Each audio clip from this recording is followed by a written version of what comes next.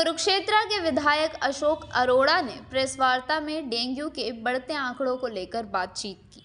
उनका कहना है कि डेंगू के जितने आंकड़े सामने आ रहे हैं उससे कई ज्यादा मामले कुरुक्षेत्र और आसपास के प्रदेशों में फैल रहे हैं।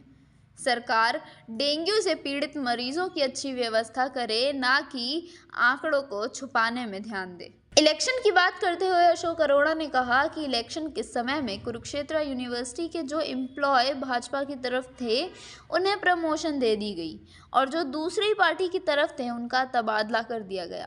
वहीं रत्नावली की बात करते हुए अशोक अरोड़ा ने कहा कि उन्हें रत्नावली में कोई भी निमंत्रण नहीं मिला और कुरुक्षेत्र के पूर्व विधायक जो अपनी तरफ से प्रेस नोट जारी कर चुके हैं वह किस अधिकार से किया है।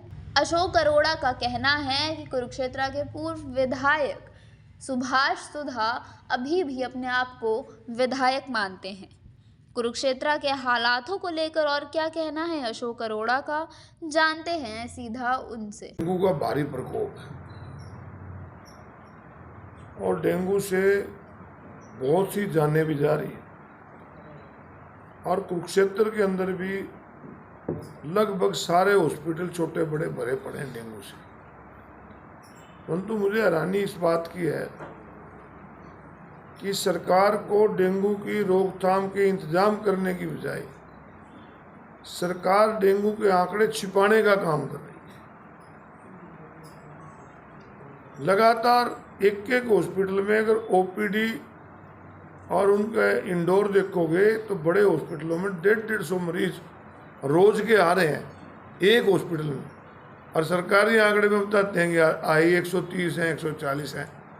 कई यंग बच्चे चले गए।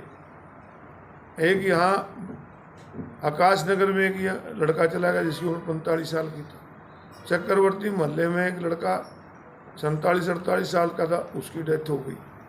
तो मेरी सरकार से ये मांग है कि सरकार तुरंत इस पे ध्यान दे। डेंगू का प्रकोप लगातार बढ़ रहा है, लोगों की जान जा रही है इससे।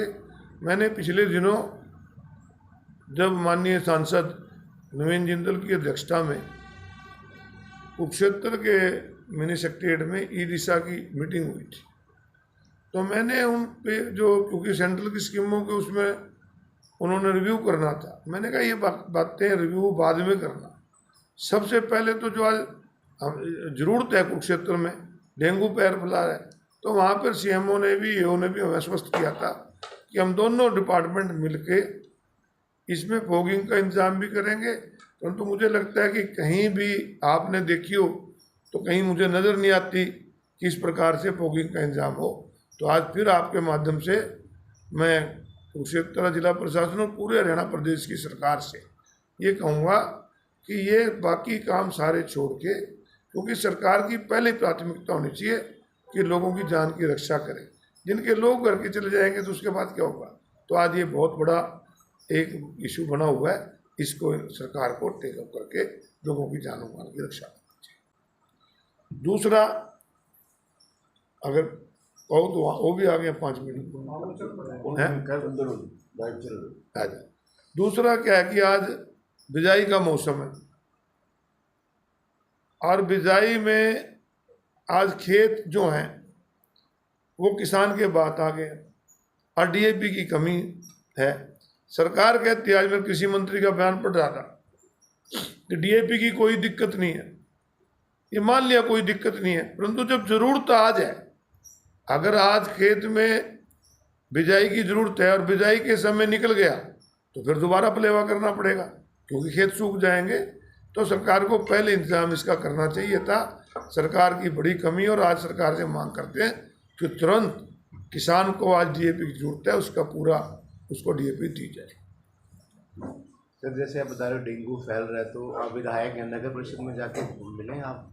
मैंने बताया आपको कि मैंने मीटिंग के अंदर भी बात उठाई और उसके बाद नगर परिषद के ईओ हैं मिस्टर यादव, उनसे बात करी। उन्होंने कहा कि हमने 4 मशीनें फॉगिंग की ले ली हैं, आज से शुरू हो जाएगी। परंतु मुझे नहीं दिखता कि कहीं इस प्रकार के प्रयास हो रहे हैं।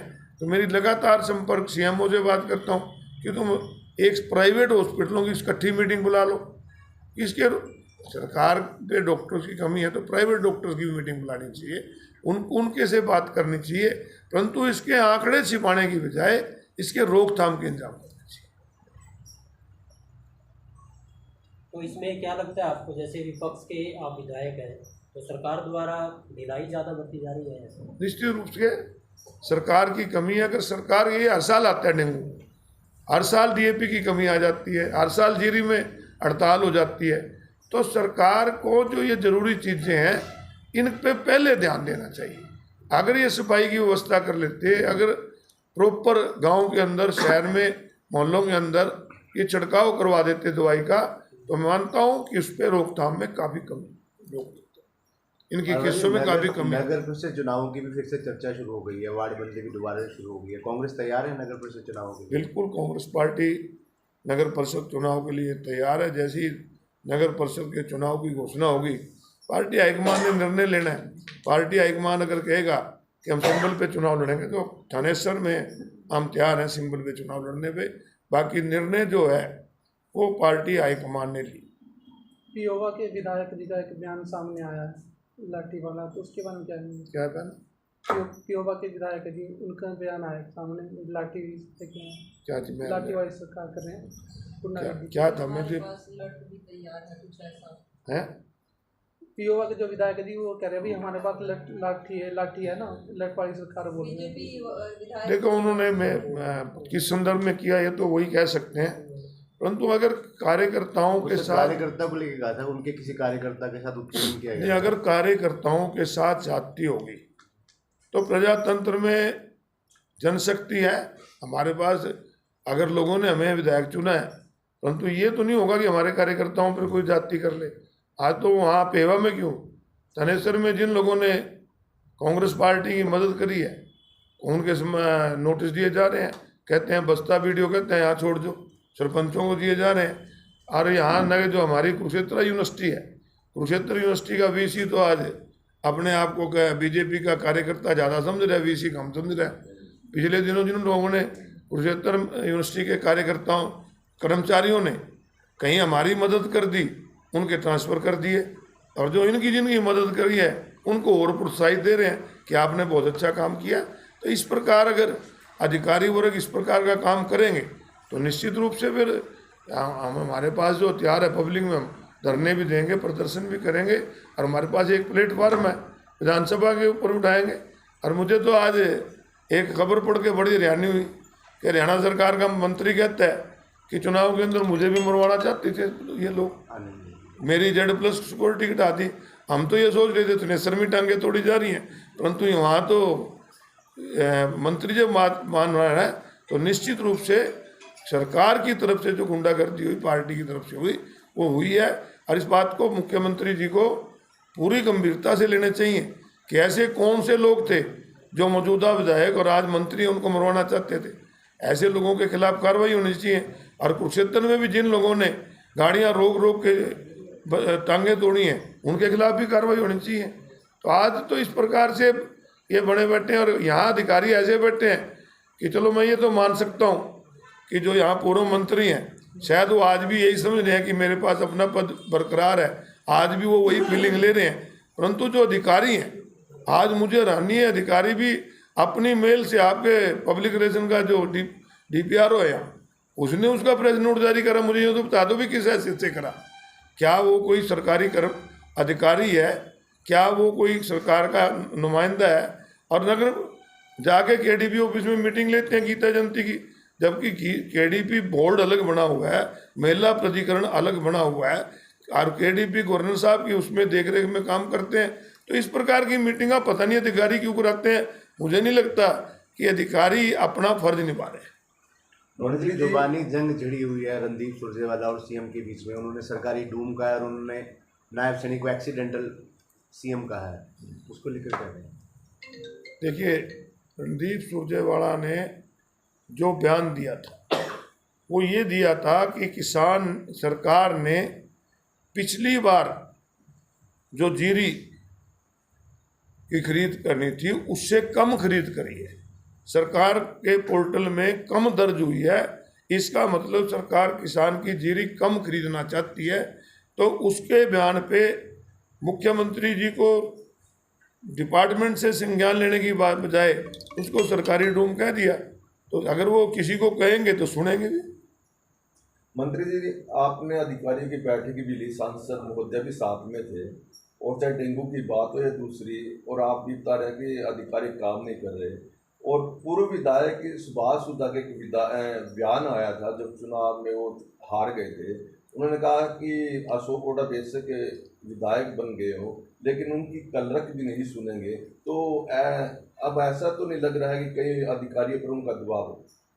देखिए, मैं तो कर रहे हो, मेरी तो चाहे कोई ना सुने, मेरे अधिकारों ने मेरी सुनानी है। मैं अशोक अरोड़ा की अपनी कोई हैसियत नहीं है। अशोक अरोड़ा की हैसियत थनेसर की जनता ने एमएलए बनाई है। मेरे प्रोटोकॉल के मुताबिक जो काम नहीं करेगा उसके खिलाफ कार्रवाई के लिए भी लिखूंगा। परंतु ये तो एक गंभीर मुद्दा है, डेंगू का मुद्दा, तो उन्होंने भी इस मामले में गंभीर होके वो करवा दो कि डेंगू की रोकथाम के काम, मैं तो उनका स्वागत करूंगा, परंतु करा तो दो। इस मुद्दे पर तो राजनीति नहीं होनी चाहिए। राजनीति करने के और बहुत मंच है, जहाँ कहेंगे वो कर लेंगे उनके साथ। और अभी राजनीति 1 महीना पहले थनेसर में होगी नहीं हटी। जैसे आपने बताया कि केडीबी की बैठकों में पूर्व विधायक जा रहे हैं, तो आप लोग आगे क्या करेंगे? कोई शिकायत करेंगे, क्या करेंगे? हमें शिकायत करने की क्या लोड़ है? किस चीज़ की शिकायत करें? हम उन अधिकारियों की शिकायत करेंगे जो अधिकारी बगैर पद के होते हुए अपनी मेल से उनके प्रेस नोट जारी करते हैं, या जो अधिकारी उनकी मीटिंग में जाते हैं उनके खिलाफ जरूर लिखेंगे भी किस हैसियत से करा, उनके खिलाफ हम क्यों कार्रवाई करें। कुरुक्षेत्र यूनिवर्सिटी में रत्नावली कार्यक्रम पिछले दिनों हुआ, तो उसमें मंच जो था, मंच पर पूर्व मंत्री की फोटो मैं तो कहा कुरुक्षेत्र यूनिवर्सिटी में तो बीजेपी का कार्यकर्ता के रूप में वाइस चांसलर काम कर रहा है। जैसे रत्नावली की बात की, अब कुरुक्षेत्र के प्रतिनिधि इस समय, क्या आपको बुलाया गया था? मंच में बुलाया गया। और कांग्रेस प्रतिपक्ष का नेता कब तक चुने जाने की संभावना है? पार्टी हाईकमान को मीटिंग बुला के अधिकार दे दिए हैं। तो जिस दिन भी कोई जल्दी वाली बात भी नहीं हुई। कर्नाटका में बीजेपी ने 5 महीने बाद चुना था। ऐसी कोई खास बात नहीं होती। नेता तो विधानसभा में हमारे हुड्डा साहब बैठे ही हैं, और एमएलए भी हैं, सीनियर एमएलए भी हैं।